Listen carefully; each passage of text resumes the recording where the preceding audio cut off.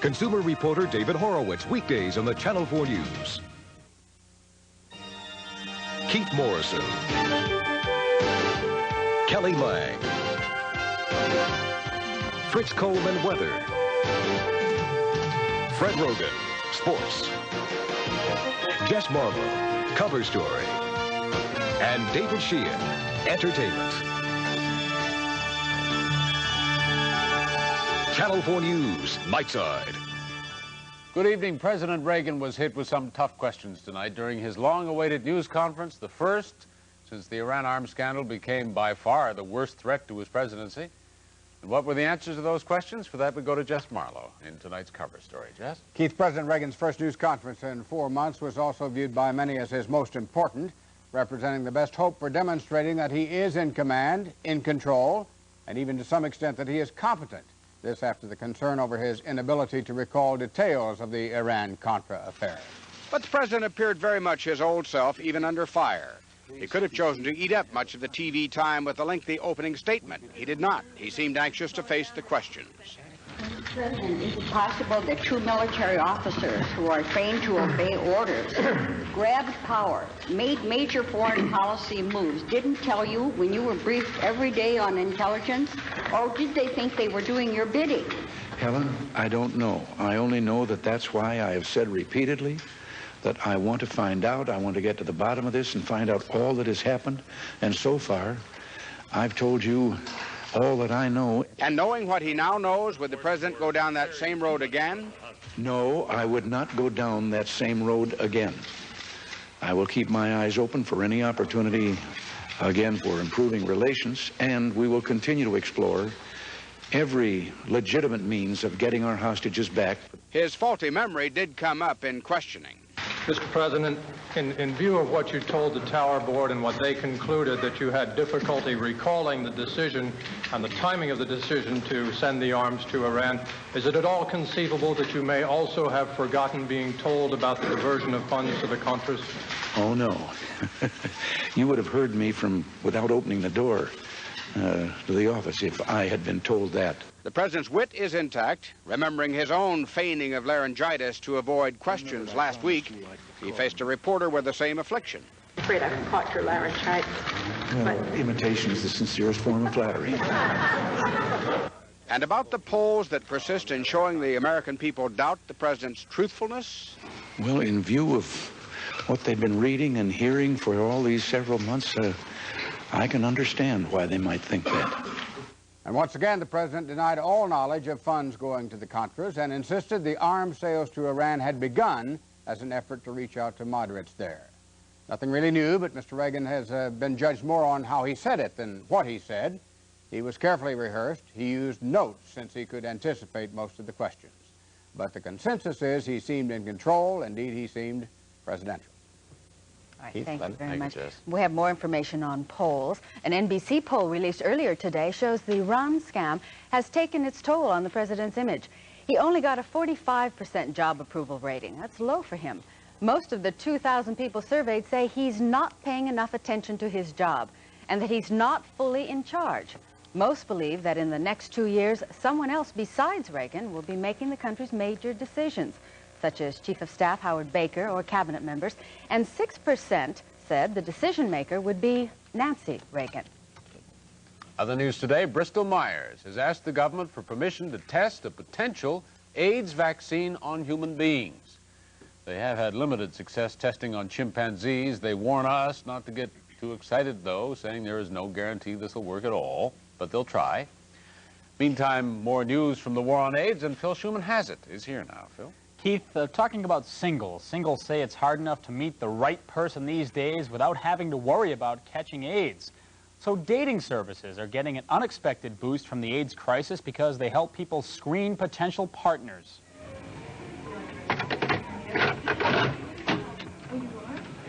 I would love a terrific relationship. This woman has paid hundreds of dollars to talk about herself on videotape in the hope that a man will watch it and want to meet her.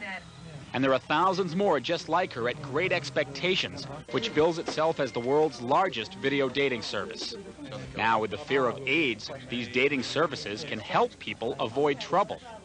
Definitely more of a screening process. Member Shelley Aarons joined Great Expectations 3 weeks ago. She's very aware of the AIDS crisis. We just have to be very careful. We just won't be able to be as free as we would like to be. Unlike some other dating services, Great Expectations does not avoid discussing AIDS. In fact, the new ad campaign makes a subtle reference to the disease. It's a scary world out there for single people, and commitment is what people are looking for anyway, now that there's another reason. Outside of emotional, there's a fear that you may die. Also tonight, concern for AIDS expressed a different way.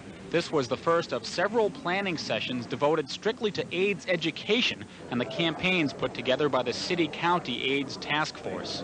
Rather than just passing out a brochure, which was a wonderful start last year, now they can take that step further, maybe do a series of workshops. Also today, more disturbing numbers. The number of confirmed AIDS cases here in Los Angeles County increased sharply during the month of February. Los Angeles has now more than 2,810 AIDS patients, and 60% of those have already died. All right. Thank you very much, Phil. Well, drug users and prostitutes are a big part of the AIDS cycle, so some people think that they should be taught how to break that cycle. While standing in a part of the city plagued by both problems, LA City Councilman Joe Wax today proposed a mandatory education program which should be paid for with county money. When those tricks come up and down this street looking for a prostitute, they've got to know that in addition to getting what they're looking for, they could get AIDS and die. And the people in Stanton are celebrating a victory over prostitution tonight. Doug Bruckner reports there used to be more prostitutes in their town than any place else in Orange County. The scene in Stanton a month ago when dozens of prostitutes turned Beach Boulevard into an open-air brothel. But citizens and the police fought back, even fitting out an old fire department ambulance as a prisoner van. Tonight, there's not a hooker in sight. Another important reason why, a recent city ordinance, which has marked off a long stretch of Beach Boulevard in red as a no-stopping zone. Tonight, residents met with the mayor and other city officials to plot strategy for keeping the pressure on and to talk about how bad things were. It was an overwhelming problem. People could not go grocery shopping without being accosted and being propositioned. Children were subjected to finding debris from the activity of the prostitutes on our school playground, and we as parents were exceedingly disturbed by the level of activity. Some of our young 12-year-olds were approached by prostitutes and propositioned while riding their bicycles to school. Prostitution has been a persistent problem in Stanton because of its limited number of police personnel, only 32 sworn officers, and other reasons. There's a lot of tourist attractions around here, like Disneyland, Knott's Berry Farm, the beach, Los Alamitos Racetrack. We're right in the middle of it. Stanton's merchants will soon be asked to get into the act by displaying these window signs. For hookers, this city has become a very unfriendly place. Doug Bruckner, Channel 4 News, Stanton. It looks as if there will be no prosecution of rape charges against famed palimony attorney Marvin Mitchelson. The state attorney general's office today backed up a Los Angeles County decision, which was not to press charges. However, the alleged victim, a former Mitchelson client, has said that she will take the case to the county grand jury. Linda? An Orange County stockbroker is in big trouble in Riverside County tonight. Conan Nolan says he faces fraud charges involving more than $1 million. Authorities say the man on the left of this magazine ad is responsible for defrauding an elderly Riverside County woman of over $1.25 million. His name is Stephen Michael Sullivan, 42 of Costa Mesa, and the publisher of the now-defunct Liberty Street Chronicle, a magazine investigators say that was financed with stolen funds. Sullivan, at one time a stockbroker with the firm Smith Barney, was arrested near his home and booked into the Orange County Jail on 42 different fraud counts early this morning. Riverside County District Attorney Grover Trask says Sullivan has been embezzling hundreds of thousands of dollars in financial securities from Margaret Van Leuven of San Jacinto for the past 5 years. He basically developed a fairly sophisticated and complex scheme of using her monies, setting up kind of a straw company and having all the investments actually in her name, but in his care go directly to him, and then he would, through his company, send false statements back out to her. Authorities say Sullivan will be transported to Riverside County tomorrow and will probably be arraigned on the 42 felony counts on Monday. Conan Nolan, Channel 4 News, Riverside. We're going to be back before you know it with Christopher, who has the forecast for the first day of spring, and also a story about a big scandal in Christian broadcasting. And comedian Eddie Murphy has a very expensive day in court.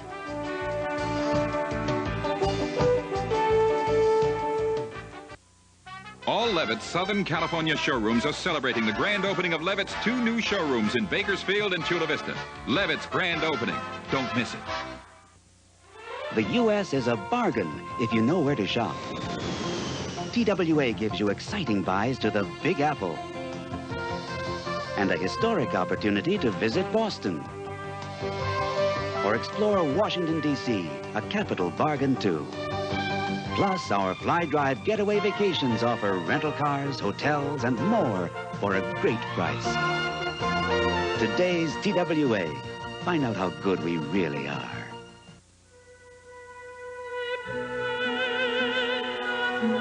The 1946 MG.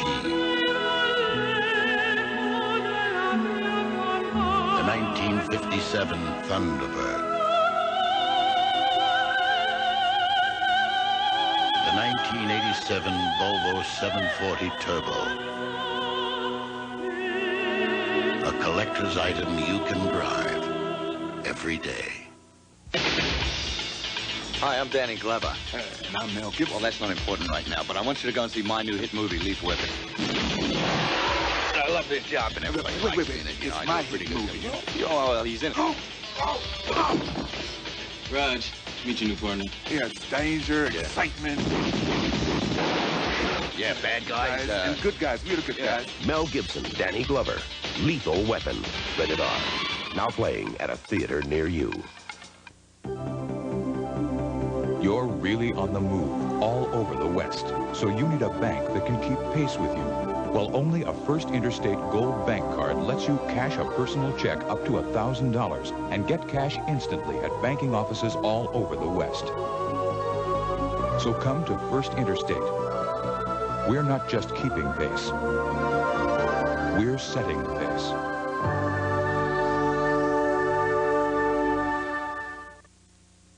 A big shakeup in Christian broadcasting tonight. Jim Bakker suddenly resigned as head of the giant PTL television ministry and was replaced by Jerry Faldwell. Bakker's wife, Tammy, has already admitted she's under treatment for long-term drug addiction, and today Bakker hinted that he paid $150,000 to a blackmailer to cover up a sexual encounter with a woman in a Florida hotel 7 years ago. Comedian Eddie Murphy joked today he still has a couple of dollars left after settling a $30 million lawsuit with his former manager. The settlement came just before testimony resumed in the New York trial.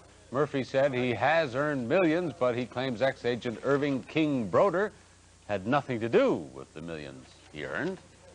Eddie, how do you feel about Mr. Broder? I have no hard feelings at all against King whatsoever. You are the guys that made this thing much bigger than it was. We'd like to tell you what the terms of the settlement are, but we can't because it's secret. We don't know how much money this man made. Well, it's no secret that tomorrow is the first day of spring. And here's how they celebrated that in the Great Lakes today. Now, they're keeping in tradition. A Coast Guard cutter plows through, breaking up the ice in preparation for the arrival of the big ships. And that's just a few weeks from tonight. Gee, well, we can do better than that. We can bring on our big ship here, Mr. Christopher, with his pink flower and the good news about the weather. Good news about the weather? There's some good news, some mixed news. it's very, very windy outside, especially in the mountains. You folks living in the mountains, if you're putting the cat out tonight, like tie a little brick to its tail so it won't blow away.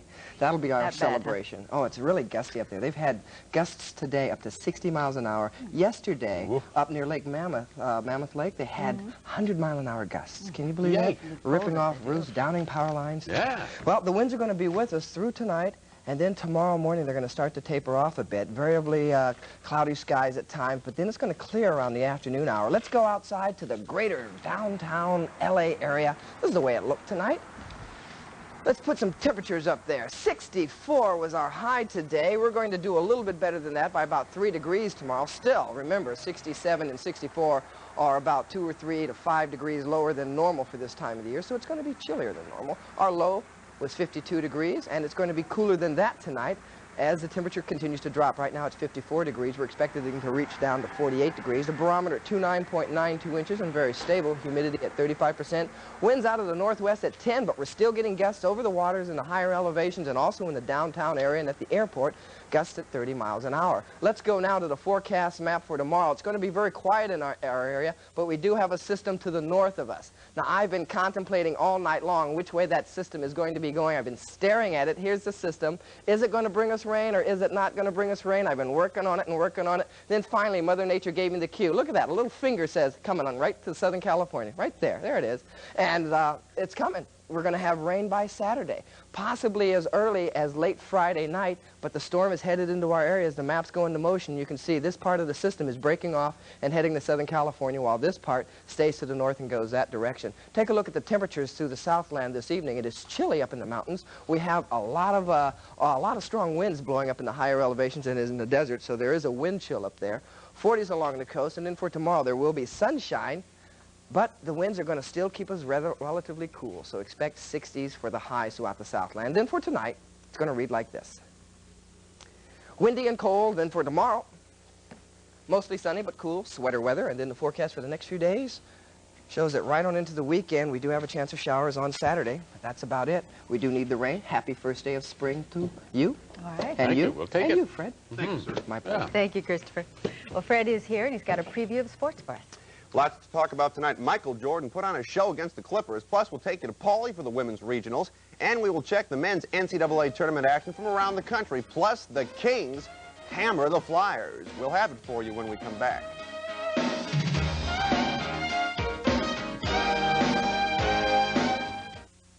It's 3 a.m. Do you know where your money is? Fidelity does. Call us 24 hours. The vision of Fidelity never rests. Beginning this Friday, it's the Super 3-Day Home Sale at May Company. Take advantage of outstanding savings for every room in your home for 3 days only. Complete twin sheet and comforter sets are just $59.98. Assorted bath towels are only $3.99. For 3 days only, every Simmons & Springer mattress is on sale. Twins start at $66 each piece, and you'll save $200 on Toshiba's 20-inch stereo remote color TV monitor. It's the Super 3-Day Home Sale this Friday through Sunday only. Only at May Company. Bayer. Would you like a mid-size, Mr. Bayer? Huh? Chevrolet Corsica? Collision damage waiver? Mm-hmm. Personal accident insurance? Mm-hmm. Trip to Ireland? Ireland? Now there's a program that rewards frequent renters with upgrades, convertibles for the summer, even trips to places like Ireland. National's Emerald Club. I was only going to Toledo. It can make frequent trips to Toledo a little more fun. Beechcraft West in Fresno installed a 24-hour emergency phone system. We have the tire. You got it? While their idea was good, Hello? Hello? their old phone system wasn't good enough to make it work. Just lost another customer. So they turned to John Dozier of Pacific Bell. I really thought about their problem, and I recommended Centrex. You just can't beat it for reliability. It's that good. The Centrex system plugged Beechcraft right into our network, and it's worked out great for them because we take care of the worry. A mother can't find her 3-year-old daughter. She's really frantic about it. Can't find her anyplace. She walks down to the playground. There's a crowd around the swing set that makes her even more nervous. So she pushes her way through to the front of the crowd. There's her daughter. She's smiling, swinging. Another lady says, we can't find out who she is because her dog won't let us. There's a little mongrel down there that bares his teeth when anybody gets close. Mother says, well, that's my daughter. She didn't have a dog. She does now. It's all part of life. Amazing story. Yeah. Lots of college basketball. In fact, in Fred's words, a ton of it. A ton of it, and that's all a part of life as well at this time. March Madness time, NCAA tournament action underway. Let's get to it in the East. Syracuse ousted Florida 87-81, so the Orange Men will meet North Carolina next. Tar Heels sent Notre Dame home 74-68. Here we go to East Rutherford. North Carolina in white. Time running out in the first half. Jeff Lebo moved baseline. He threw in the soft shot, and the Tar Heels led 36-26 at the half. The man with a hot hand for North Carolina was freshman J.R. Reed. He took the pass inside, and he jammed it home. Dean Smith, the North Carolina coach, said, we are #1, and they looked at tonight. Here is Reed with the ball, going all the way, taking care of business for the Tomahawk Jam. Reed exploding for 31 to lead North Carolina past Notre Dame 74-68. In the Southeast Regional, Georgetown and Providence advance. Let's go to Louisville, and we'll start with a Providence-Alabama game. First half, Providence in black. Billy Donovan on fire. He was 5 of 5 from the three-point range and had 17 in the first half, which didn't make Bama coach Wimp Sanderson happy. Second half, more of the same. Donovan coming up with a great drive, the double pump, nothing but net. He had 26 to lead Providence to a 103-82 upset win over Alabama, and the Wimp wanted to weep. In the Georgetown-Kansas game, Georgetown in gray, it is Tillman inside. The fall away from the lane went. The crowd said count it, and they did. Hoyas led by 8. But this contest belonged to Reggie Williams. Williams coming up with the steal. He gave it up. He got it back. Moved inside, rejected, stayed with it, finally got it to go. Reggie Williams had 34 points for Georgetown. And check this out. Williams goes behind the back. Then a great pass to Highsmith for the jam. Georgetown knocks Larry Brown's Jayhawks out 70-57. Georgetown has won 14 straight. At Pauley, the women's Western Regional was played tonight. We're going to start with the USC-Ohio State game, second half. USC in the maroon uniforms. Rhonda Windham with the steal. Rhonda carried it all the way down. She had 10 points tonight. USC trailed by 2, 44-42. But Ohio State simply had too much. It is Geneva Stanford with the ball for the Buckeyes. Over to Lisa Klein. Backdoor to Sanford for the lay-in. Ohio State went on to eliminate USC 74-63. In the other game, it's Long Beach in white against Mississippi. That's Penny Toller with the steal and the layup. Long Beach up by 4. Then on the fast break, Toller, who had 24 points, baseline, she's fouled. She got it to go. Long Beach State 94, Mississippi 55. Long Beach State against Ohio State in the regional final. In the NBA, Air Jordan and the Bulls were at the Sports Arena to take on the Clippers. O.J. Simpson, one of the celebrities on hand to watch Air Jordan soar, and that's exactly what Michael Jordan did tonight. Bulls with a basketball in red. Dave Corzine gave the ball to Jordan, and he did the rest between two Clippers and double-pumped reverse layup, and he was just getting started. The man truly amazing. Jordan with the basketball once again. This time you'll see him move around Rory White inside for the sweet layup, and Clipper coach Don Chaney had to applaud that one. The night belonged to Michael Jordan. All the way off the jump ball for the jam, he had 40 points to lead the Bulls to a 114-97 victory. Elsewhere tonight around the NBA, Washington and New York were winners, as were Dallas and Golden State. NHL with the playoffs just around the corner. The Kings are picking a great time to start winning on the road. Let's go to the Spectrum where they took on the Flyers tonight. First period, Kings trailed 1-0 when Tiger Williams fired a bullet past Ron Hextall, and the game was tied at 1. Second period, Kings leading 2-1. The pass to Luke Robitaille. Nice play here, controlling it behind the back, and watch the shot. Flipped it past Hextall into the corner. Robitaille's 38th goal of the year. Less than 2 minutes later, he struck again, lifting the backhand past Hextall. That was Luke's 39th goal of the year, and Hextall was not a happy man. Now, the Kings were not about to be pushed around tonight. Lindsey Carson breaking in for the Flyers. Grant Ledgerd with a flying takedown. Kings batter the Flyers 5-2. Rounding it out, the Islanders, Boston, and Calgary all picked up victories. Baseball, Dodgers beat Atlanta 4-1 in a game called after 7.5 due to rain. Angels wrapped up play in Arizona with an 11-0 win over Seattle. They moved to Palm Springs tomorrow to take on Cleveland. And in football, NFL owners voted to continue the instant replay for yet another season. And that'll do it for us tonight. That was a ton and a half. Lots of basketball tonight, playoff time. That's for sure. Okay, Thanks, still to Fred. come, nature's annual ritual that says Happy Spring to Southern California. Happy Spring to you, and we'll be right back.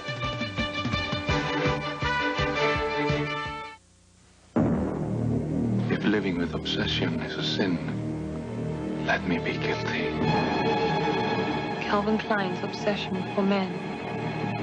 I'd know him in the dark. Exclusively at J.W. Robinson's.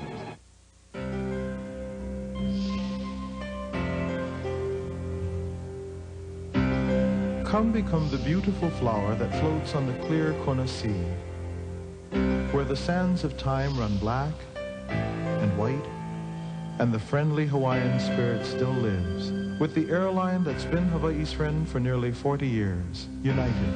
And come become the Hawaii that was and always has been in the friendly skies. Hello, amigos, chips and sips. Hello, crisp buns and licking your lips.